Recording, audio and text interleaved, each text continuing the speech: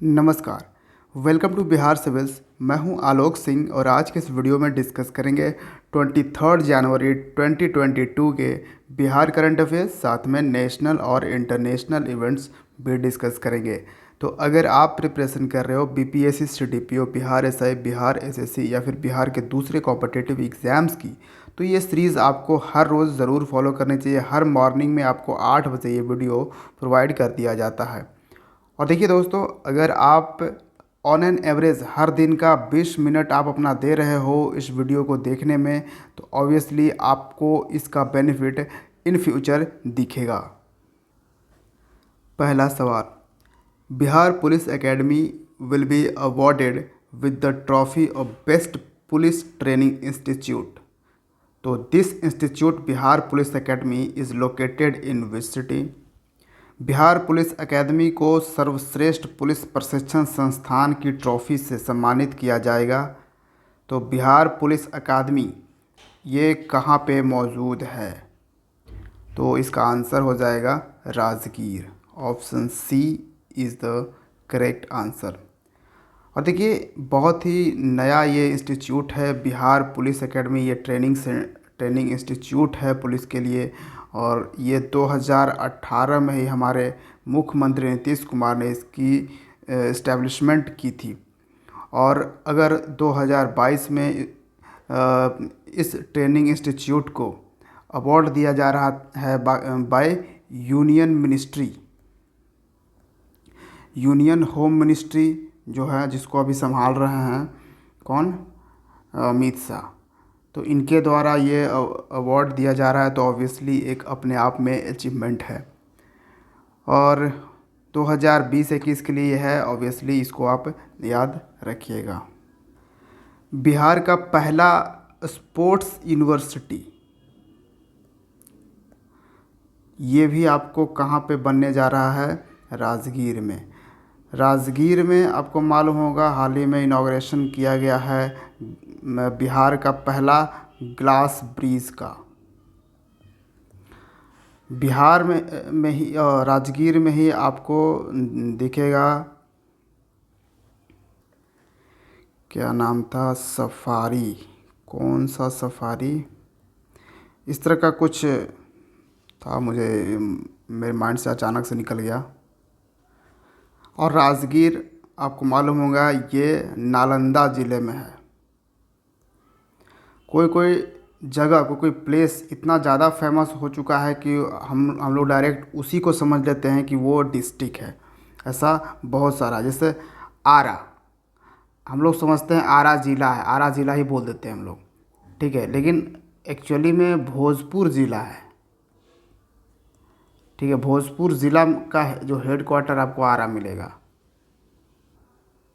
Next question, who has been appointed as the goodwill ambassador of Patna municipal corporation. तो पटना नगर निगम के सद्भावना राजदूत के रूप में किसे नियुक्त किया गया है? तो गुडविल एम्बेसडर के रूप में नियुक्त किए गए हैं, यहाँ पे आप पिक्चर देख पाओगे, famous actor Sanjay Mishra. Option B is the correct answer. काफ़ी इनकी एक्टिंग आप देखते होगे, काफ़ी दमदार होती है। देखिए, ये इसलिए किया जा रहा है क्योंकि आपको पता है पटना पिछली जो स्वच्छता सर्वेक्षण 2021 की रैंकिंग थी उसमें 44th रैंक पर था आउट ऑफ 48 सिटीज़। तो काफ़ी ख़राब, गंदे शहरों में, बिल्कुल सबसे गंदे शहरों में पटना आता है। तो इसको इम्प्रूवमेंट लाने के लिए गुडविल एम्बेसडर के तौर पर इन्हें अपॉइंट किया गया है। ये अवेयरनेस फैलाएंगे लोगों में, ठीक है। और हर बार की तरह स्वच्छता सर्वेक्षण 2021 के रैंकिंग में टॉप पोजीशन पे कौन था? मध्य प्रदेश का शहर इंदौर। और इसमें एक कैटेगरी थी कि गंगा किनारे वाले शहरों की रैंकिंग थी, ठीक है। तो गंगा किनारे वाले शहरों में सबसे स्वच्छ, सबसे साफ़ सुथरा जो शहर था वो था वाराणसी। लेकिन इस रैंकिंग में टॉप 10 में बिहार के 5 शहर थे। जी हाँ, बिहार के 5 शहर थे टॉप 10 में इस स्वच्छता में। गंगा किनारे वाले अगर रैंकिंग की हम बात करें तो उसमें मुंगेर आपको मिलेगा, फर्स्ट पे तो हमने बताया वाराणसी था उत्तर प्रदेश का। सेकंड रैंक पर आपको मुंगेर मिलेगा। पटना आपको गंगा किनारे वाले में तो थर्ड पे मिलेगा, लेकिन ओवरऑल में आपने देखा कि 44th पोजीशन है सबसे ख़राब। लेकिन गंगा किनारे वाले शहरों की हम यहाँ पे बात कर रहे हैं। फिर हाजीपुर आपको मिलेगा जो कि 7th रैंक पर था। छपरा आपको 8th रैंक पे मिलेगा और बेगूसराय आपको 9th रैंक पे मिलेगा। तो ये टॉप 5 शहर हैं जो टॉप 10 में शामिल थे गंगा किनारे वाले। Next question, on whose birth anniversary we celebrate Parakram Diwas. तो हम किसकी जयंती पर पराक्रम दिवस मनाते हैं?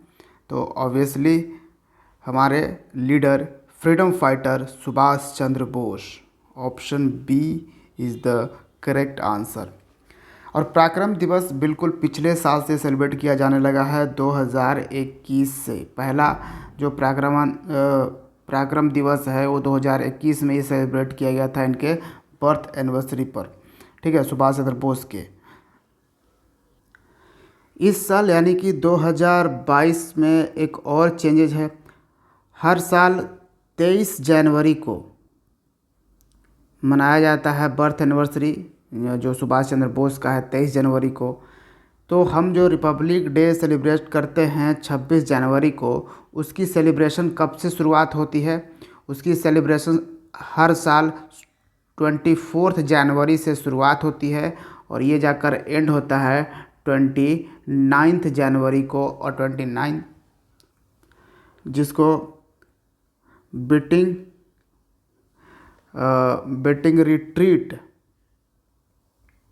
रिट्रीट सेरेमनी बोलते हैं, जो लास्ट डे सेलिब्रेशन होता है रिपब्लिक डे का 29 जनवरी को, ठीक है। लेकिन इस बार सरकार का, क्योंकि हम भारत के 75वें साल मना रहे हैं, आज़ादी के अमृत महोत्सव मना रहे हैं, तो इसको जो एक्सटेंशन है 24 से नहीं बल्कि अब 23 जनवरी से ही इसकी सेलिब्रेशन हो जाएगी। इनको इंक्लूड कर दिया गया है सुभाष चंद्र बोस का जो बर्थ एनिवर्सरी है वो। तो अब 23 जनवरी से ही हर साल शुरू होगा यह रिपब्लिक डे सेलिब्रेशन। देखिए, कहा जाता है कि सुभाष चंद्र बोस का हमारी आज़ादी में जो कंट्रीब्यूशन था, जो योगदान था, उतनी रिस्पेक्ट उन्हें देश ने दिया नहीं है। आपको मालूम होगा कि ये जो आप इंडिया गेट के पास ये देख रहे हो, इसमें जो पिक्चर था, इसमें जो मूर्ति थी, वो थी किंग जॉर्ज की, ठीक है। किंग जॉर्ज 5th की यहाँ पे मूर्ति रहती थी। कब तक? 1968 तक, ठीक है। हम 1947 में ही आज़ाद हो चुके थे और 1968 तक किंग जॉर्ज की यहाँ पे मूर्ति हुआ करती थी। हालांकि फिर उसके बाद यहाँ पे मूर्ति हटाई गई।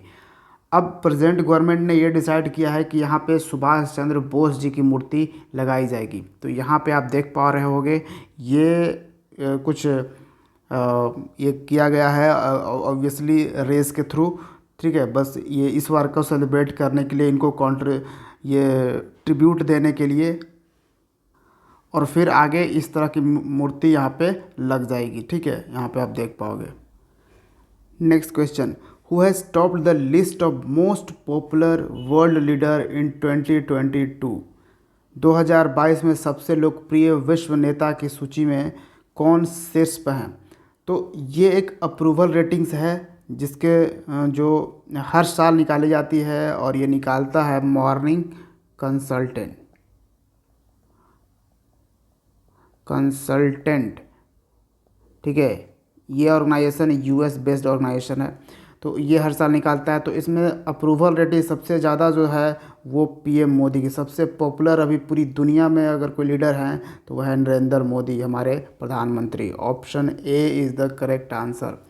यहाँ पर लिस्ट देख पाओगे, मोदी जी का 71% रेटिंग, मतलब 71% लोग इन्हें पसंद करते हैं, ये यहाँ पे दिखाया गया है।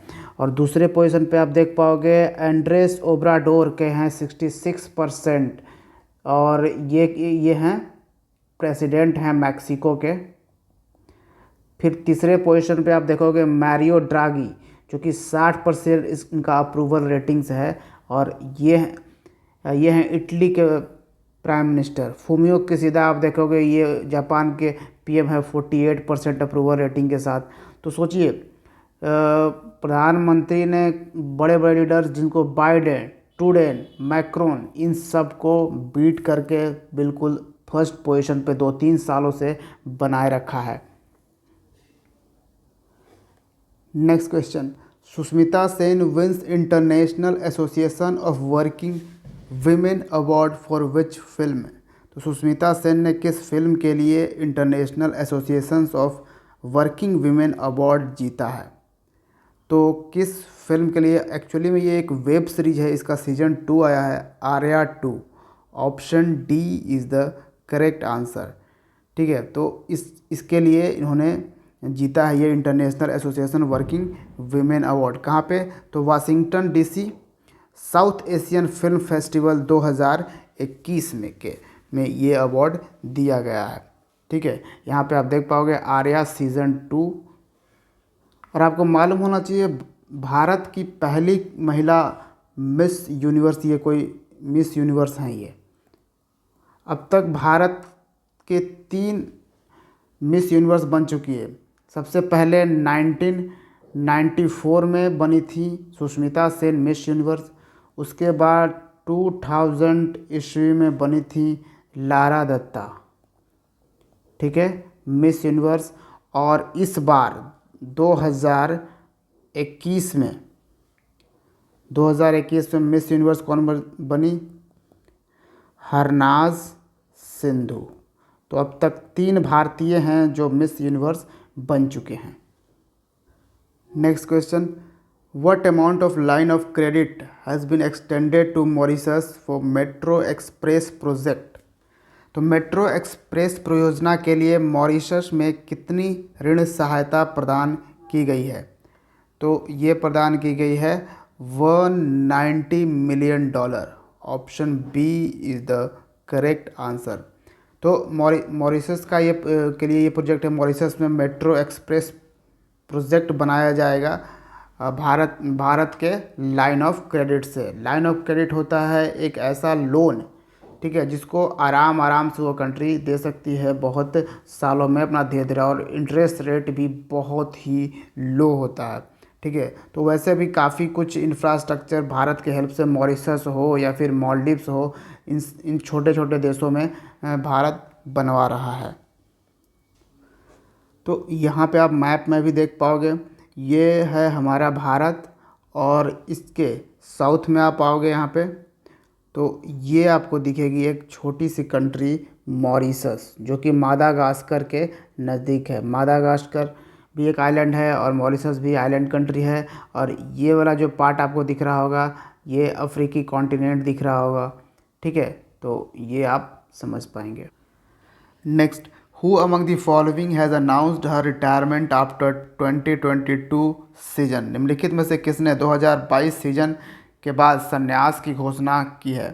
तो यह है tennis player Sania Mirza. Option A is the correct answer. और देखिए सानिया मिर्ज़ा अपने पूरे करियर में 6 ग्रैंड स्लैम जीत चुकी हैं। ठीक है, तो एक टाइम में ये टेनिस प्लेयर में डबल्स के नंबर 1 प्लेयर भी रह चुकी हैं, और ये भी आप देख सकते हो।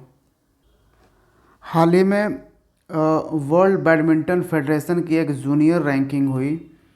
इस रैंकिंग में भारत की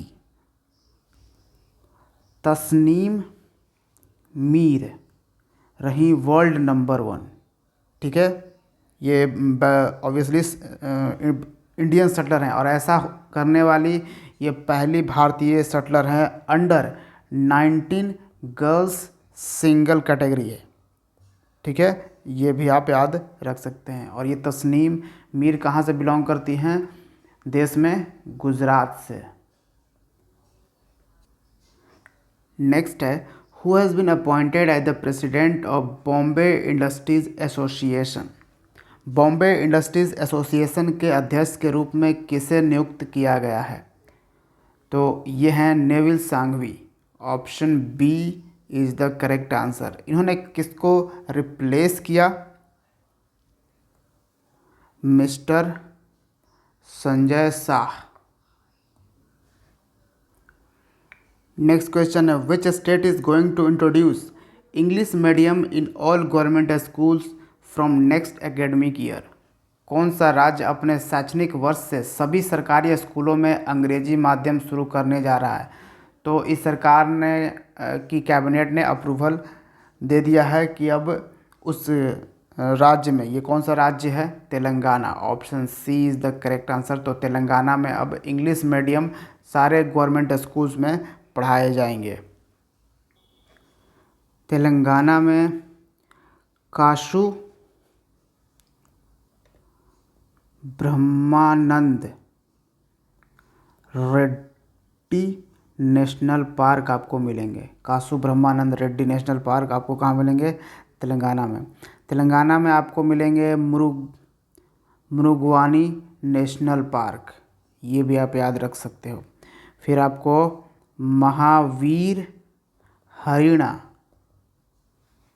वनस्थली, महावीर हरिणा वनस्थली नेशनल पार्क आपको तेलंगाना में ही मिलेंगे। के चंद्रशेखर राव यहाँ के चीफ मिनिस्टर हैं और तमिली साई सौंदरराजन यहाँ की गवर्नर हैं।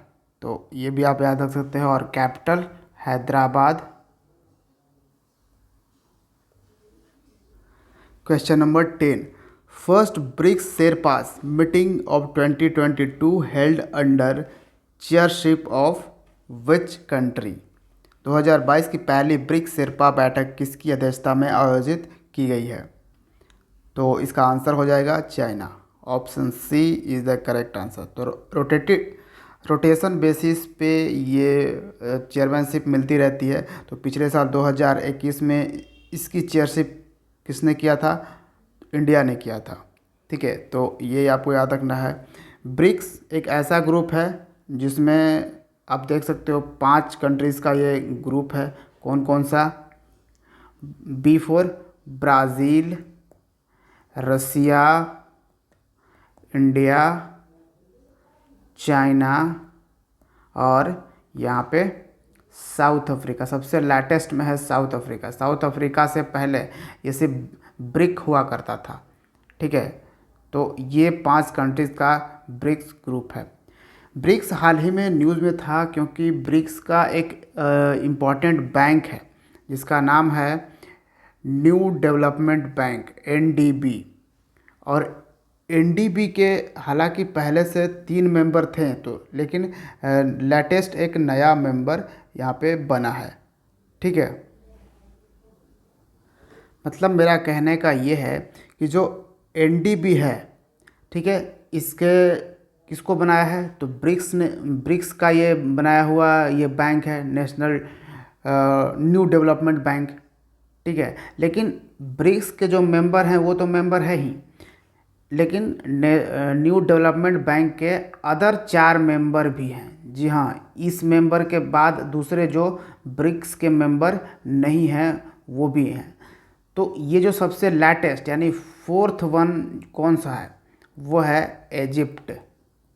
ठीक है, तो ये बहुत ही इम्पोर्टेंट है। वैसे और बाकी 3 कौन कौन से हैं? एक आपको बांग्लादेश है, फिर उरुग्वे और यूएई। तो ये 4 देश ऐसे देश हैं जो ब्रिक्स के तो पार्ट नहीं हैं, लेकिन न्यू डेवलपमेंट बैंक के ये मेंबर हैं।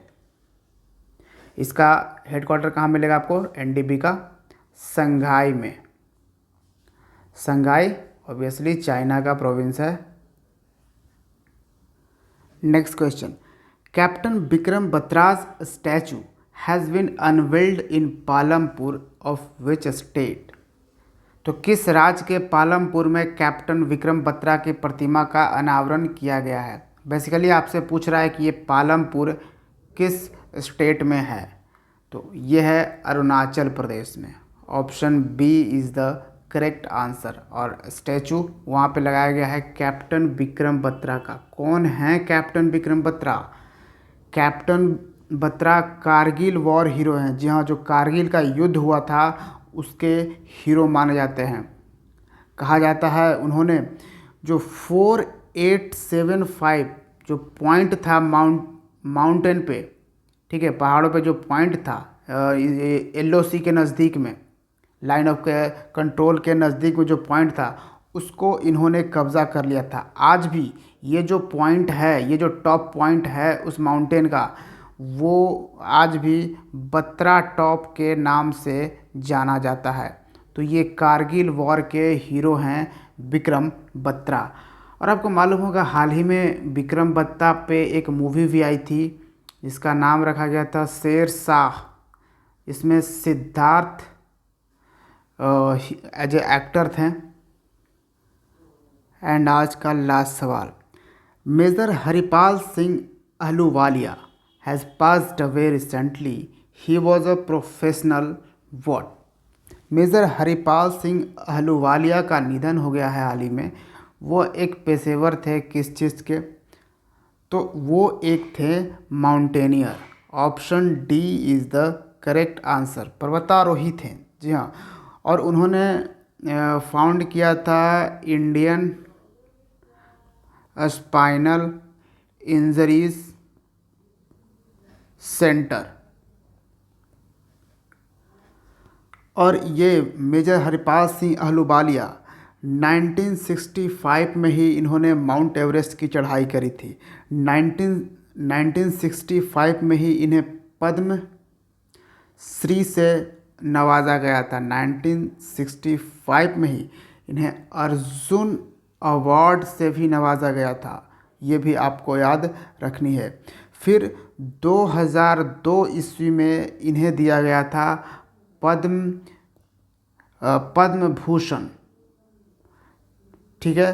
तो ये भी आपको याद रखना है। और एक मोस्ट इम्पोर्टेंट, 2009 की बात है, इनको सम्मानित किया गया था तेंजिंग नॉर्गे